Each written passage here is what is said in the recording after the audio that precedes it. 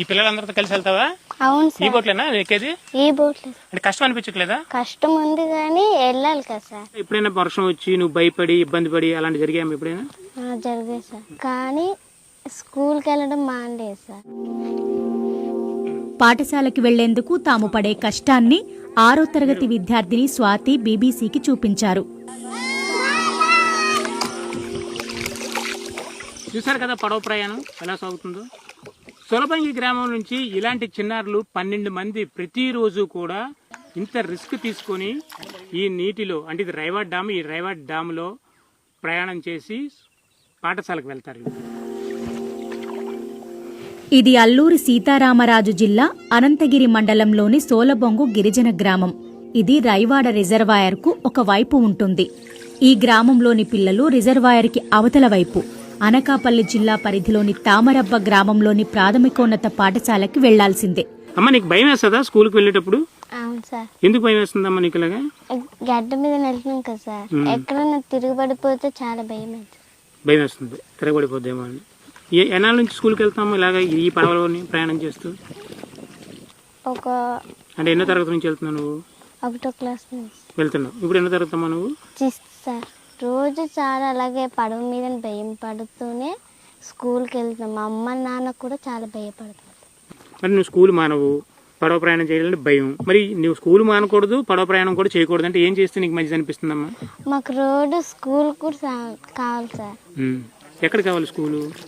మా ఊరు సార్. మీ ఊర్లో స్కూల్ కావాలి. నువ్వు మరి చదువుకొని ఏమవుదాం అనుకుంటున్నావు? Doctor sir. డాక్టర్ అవుదాం అనుకుంటున్నావా? డాక్టర్ అవ్వాలనుకుంటున్న స్వాతి ఒక్కరే కాదు, ఈ ఊరి నుంచి పడవలో వెళ్లే 12 మంది విద్యార్థులంతా తామరబ్బలో పాఠశాలను చేరుకునేందుకు కిలోమీటర్కి పైగా తోటలు, తుప్పలు, పొలాలు దాటుకుంటూ వెళ్లాలి. ఇదిగో సార్ మా స్కూల్.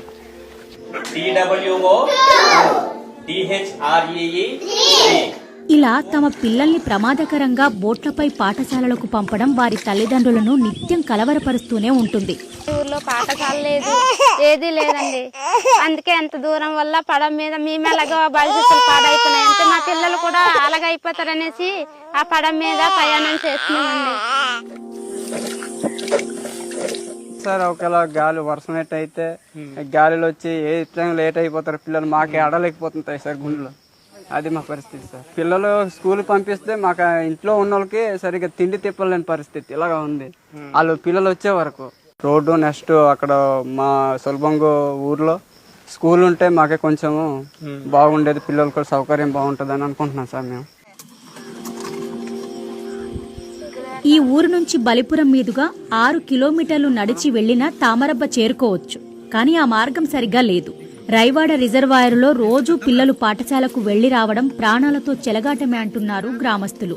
మాకు రోడ్డు కావాలంటే బలిపురం నుంచి అలాగా ఈరోజు వరకు రావాలంటే చాలా కొంత దూరం అండి, 6 కిలోమీటర్ల దూరం అండి. పిల్లలకి వెళ్ళాలంటే రోజు పూలకి ఇలాగే పడవ మీద దిగబెట్టి మళ్ళీ నుంచి అప్పుడు వెళ్ళి దాకా వాళ్ళు పిల్లలు డాంగట్టుకు వచ్చి చూస్తుంటారు. చూసిన తర్వాత వాళ్ళు వస్తున్నారో లేదని మేము కూడా కంగారు మీద మళ్ళీ అవతలకి వెళ్తున్నామండి. తామరబ్బకి దిగబెట్టి ఇలా రావాలంటే చాలా ఇబ్బంది అయిపోతుందండి. ఈ స్కూల్ని అప్గ్రేడ్ చేసి హై స్కూల్ చేసి ఇక్కడైనా హాస్టల్ ఫెసిలిటీ ఏదైనా ప్రొవైడ్ చేయగలిగితే గవర్నమెంట్ ఏమైనా ఆ పిల్లలు అక్కడికి తిరగకుండా ఉండడానికి ఎక్కువ అవకాశం ఉంటుంది. చదువు కోసం చిన్నారుల ప్రమాదకర ప్రయాణాన్ని అల్లూరి సీతారామరాజు జిల్లా విద్యాశాఖాధికారి పి బ్రహ్మాజీరావు దృష్టికి బీబీసీ తీసుకుని వెళ్లింది. తమ టీంని అక్కడికి పంపిస్తామని, అక్కడ స్కూల్ పెట్టేందుకు అవకాశముందా లేదంటే పిల్లలనేదైనా సమీప హాస్టల్లో చేర్పించాలా అనేది చూస్తామని, ఈ విషయాన్ని కలెక్టర్ దృష్టికి తీసుకువెళ్లి ఆ పిల్లలు చదువు కోసం పడుతున్న కష్టాల్ని లేకుండా చేసే ప్రయత్నం చేస్తామని ఆయన అన్నారు.